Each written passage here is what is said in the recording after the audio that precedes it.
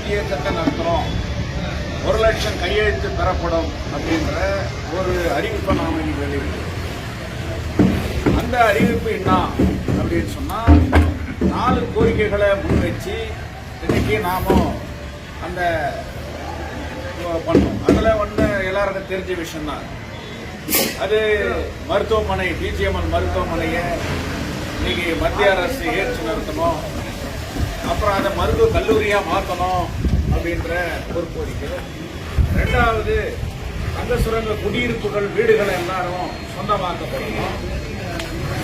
3வது ஜிம்கனா மைதானத்தை உடனடியாக விளையாட்டு ஊக்குவிக்கிற அளவில் தங்க வயலில் மீண்டும் அந்த எழுச்சி வரணும்னு சொன்னால் அந்த மைதானத்தை தருகிறதுக்கு பண்ணணும். இது மூணு வந்து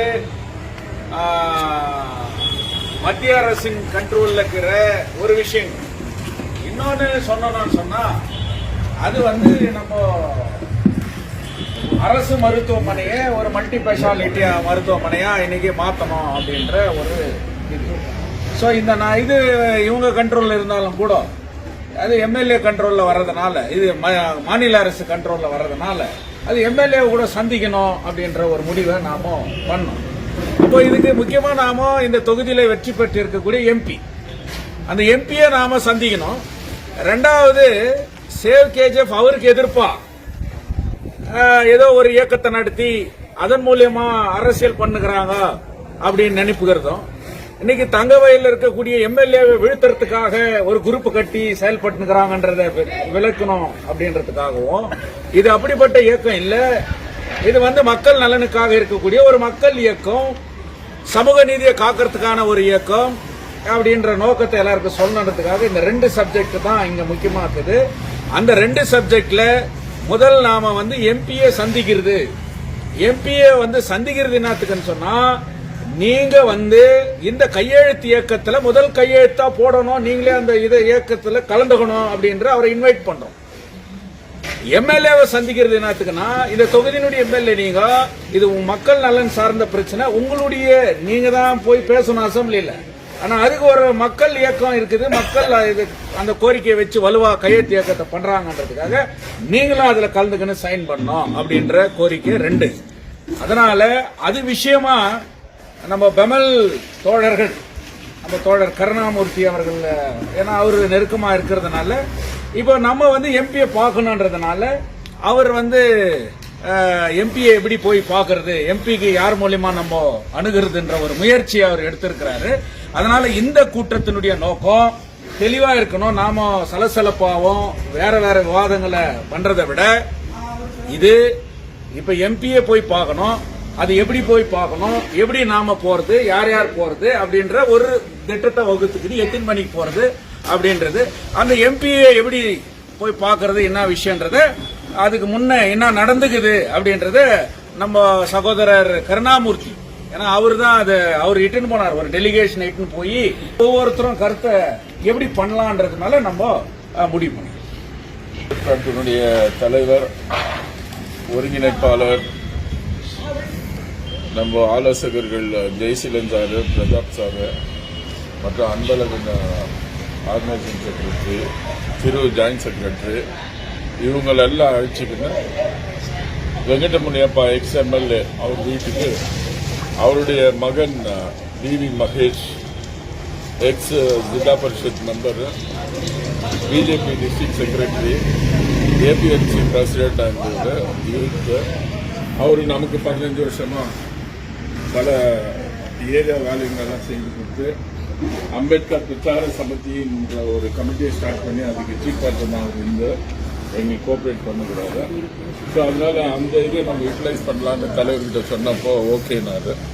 2 நாளைக்கு முன்னே நம்ம போனோம் அவர் வீட்டுக்கு. சுமார் 8:30 மணி அளவில் அவர் உக்காந்தாரு. நம்ம விஷயத்தெல்லாம் சொன்னோம், நம்மளுடைய எய்ம்ஸ் அண்ட் ஆப்ஜெக்ட்ஸ் என்ன இருக்குதுன்னு. சரி, அவர் நான் இமீடியட்டாக ஃபோன் பண்ண பிறகு அவர் எம்பி எங்கே பிஸியாகிட்டு ஒரு 10 மினிட்ஸில் அவரே பண்ணப்போ இந்த மாதிரி கேஜிஎஃப்லேருந்து சேவ் கமிட்டி பண்ணிக்கிறாங்க, ஒரு டெலிகேஷனை உங்களை பார்க்கணுன்னு சொல்கிறாங்க, நீங்கள் அப்பாயின்மெண்ட் கொடுக்கணும்னு கேட்டார். அப்போ அவர் வந்து கேஜிஎஃப்லேருந்து 2-3 யூனிட்ஸை பற்றி அவர்கிட்ட டிஸ்கஸ் பண்ணார், இவங்களான்னு. அப்புறமா கான்ட்ராக்ட் லேபர்ஸ் யூனியனா அப்படின்னு. அவங்க எல்லாம் இல்லை, இது வேற சங்கட்டனை, இவங்களுடைய கான்செப்ட் வந்து இந்த மாதிரி பிஜிஎம்எல் ஹாஸ்பிட்டலு பிஜிஎம்எல் இந்த சப்ஜெக்ட் மேலே அவங்க இருக்கிறாங்க, உன்னை மீட் பண்ணணும் அப்படின்னு சொன்னப்போ அவர் வந்து நேற்று வந்து மில்க் டைரி எலெக்ஷன் பிஸி, இன்னைக்கு வந்து பிரதிபட்டனை இருக்குது, அவங்க கோலாரில் ஏதோ ஒரு ஃபங்க்ஷனு, நாளைக்கு அவைலபிள் இல்லை, டெல்லி போகிறாருன்ட்டு டியூஸ்டே மார்னிங் வந்து 8:30 அப்பாயின்மெண்ட் கொடுத்துக்கிறாரு. ஸோ அவர் பிவி மகேஷ் தட்பி என்ன சொன்னார், நீங்கள் 7:30 பங்கார்பேட்டுக்கு வந்துட்டீங்கன்னா உங்கள் கூட நான் வரேன், உங்கள் கூட நான் வந்து ரெப்ரசன்ட் பண்ணி உங்கள்த வந்து இன்னும் கொஞ்சம் எஃபர்ட் போட்டு அவர்கிட்ட நான் இது பண்ணி விட்றேன்ட்டு அவரும் நம்ம கூட வராரு, மகேஷும் வராரு. அவர் வந்துட்டு நமக்காக அவர் வராரு, நான் வந்துட்டு நான் அங்கே பேசுகிறேன், நீங்களும் எல்லாம் வாங்க 7:30 வாங்கன்னு சொல்லியிருக்கிறாரு. இதுதான் மெசேஜ். ஸோ நம்ம டியூஸ்டே 1ஆம் தேதி வந்து 7:30 நீங்கள் எல்லாம் ரெடி ஆகிட்டு வந்துட்டான், எல்லாம் போயிட்டு மகேஷும் ಪಿಕಪ್ பண்ணி நேராக ಕೋಲಾರ போயிட்டு அவர் ಸಾಯಂಕಾಲದ ಕೆಜಿಎಫ್ ಸೇವ್ ಒಂದು ಕಮಿಟಿಯ ಸಭೆಗೆ ಎಲ್ಲರನ್ನು ಆಹ್ವಾನ ಮಾಡಿ 1ನೇ ತಾರೀಕು ನಮ್ಮ ಲೋಕಸಭೆ ಸದಸ್ಯರಾದಂತಹ ನಮ್ಮ ಪಕ್ಷದ ಮುಖಂಡರಾದಂಥ ನಮ್ಮ ನಾಯಕರು ಆದಂತಹ ಶ್ರೀ ಮಲ್ಲೇಶ್ ಬಾಬು ಅವರನ್ನು ಬೆಳಗ್ಗೆ 7:30ಕ್ಕೆ ಭೇಟಿಯಾಗಲು ಇವತ್ತು ಸೇವ್ ಕಮಿಟಿಯವರು ನಮ್ಮ ಮುಖಾಂತರ ಎಲ್ಲರ ಮುಖಾಂತರ ಅವರು ಒಂದು ಅಪಾಯಿಂಟ್ಮೆಂಟ್ ಕೊಟ್ಟಿದ್ದಾರೆ. ಅದನ್ನು ಇವತ್ತು ಕೆಜಿಎಫ್ ಜನತೆಗೆ ತಿಳಿಸಬೇಕಾಗಿರೋ ಒಂದು ಸಂದರ್ಭ ಬಂದಿದ್ದರಿಂದ ಕೆಜಿಎಫ್ ಜನತೆಗೆ ನಾವು ತಿಳಿಸ್ತಾ ಇದ್ದೀವಿ. ಆದ್ದರಿಂದ ನಾವಿಟ್ಟಿರುವ ಬೇಡಿಕೆಗಳು ಇವತ್ತೇನು ಸೇವ್ ಕಮಿಟಿಯವರು ಎಲ್ಲ ಸೇರಿ ನಮ್ಮ ಲೋಕಸಭಾ ಸದಸ್ಯರಾದ ಮಲ್ಲೇಶ್ ಬಾಬು ಅಣ್ಣನಿಗೆ ಇವತ್ತೊಂದು ಮನವಿ ಪತ್ರವನ್ನು ಸಲ್ಲಿಸ್ತಾ ಇದ್ದೀವಿ 1ನೇ ತಾರೀಕು. ಆದ್ದರಿಂದ ಈ ವಿಷಯವನ್ನು ಕೆಜಿಎಫ್ ಜನಗಳಲ್ಲಿ ಮುಟ್ಲಿ ಅಂತ ಇವತ್ತು ನಮ್ಮ ಅಧ್ಯಕ್ಷರಾದಂಥ ಜ್ಯೋತಿ ಬಾಸ್ ಅವರು ಮತ್ತು ಕಮಿಟಿಯ ಎಲ್ಲ ಸದಸ್ಯರುಗಳು ಮುಖಂಡರುಗಳು ಎಲ್ಲ ಸೇರಿದ್ದಾರೆ. ಆದ್ದರಿಂದ 1ನೇ ತಾರೀಕು ಎಲ್ಲರೂ ಹೋಗಿ ನಮ್ಮ ಮಲ್ಲೇಶ್ ಅಣ್ಣನವ್ರನ್ನ ಭೇಟಿ ಮಾಡಿ ಈ ವಿಷಯಗಳನ್ನ ಅವರು ಮುಂದಿಟ್ಟು ಮುಂದಿನ ದಿನಗಳಲ್ಲಿ ಕೆಜಿಎಫ್ಗೆ ಏನೇನು ಅನುಕೂಲ ಆಗಬೇಕೋ ಅವನ್ನೆಲ್ಲ ಇವರ ಮುಖಾಂತರ ಅವರು ತಿಳಿಸಲು ಇವತ್ತು ನಾವೆಲ್ಲರೂ ಒಟ್ಟಾಗಿ ಸೇರಿದ್ದೇವೆ ಮತ್ತು ತಮ್ಮಲ್ಲಿ ಈ ಕೆಜಿಎಫ್ ಅಂತ ತಿಳಿಸ್ತಾ ಇದ್ದೀವಿ. தங்கவயல் பொதுமக்கள் அனைவருக்கும் சேவ் கேஜிஎஃப் யுனைடெட் ஃப்ரண்ட் அமைப்பின் சார்பாக ஒரு முக்கியமான தகவலை நாங்கள் பகிர்ந்து கொள்கின்றோம். தங்கவயலில் இருக்கக்கூடிய பிஜிஎம்எல் மருத்துவமனையை அரசு கல்லூரி பிஜிஎம்எல் மருத்துவமனையை புனரமைப்பு செய்ய வேண்டும், அதை மருத்துவக் கல்லூரியாக மாற்றி அமைக்கப்பட வேண்டும், தங்க சுரங்க குடியிருப்புகளை அனைவருக்கும் சொந்தமாக்கப்பட வேண்டும், ஜிம்கானா மைதானத்தை உடனடியாக திறக்கப்பட வேண்டும், கேஜிஎஃப் ஜெனரல் ஹாஸ்பிட்டலை ஒரு மல்டி ஸ்பெஷாலிட்டி மருத்துவமனையாக மாற்றி அமைக்கப்பட வேண்டும்.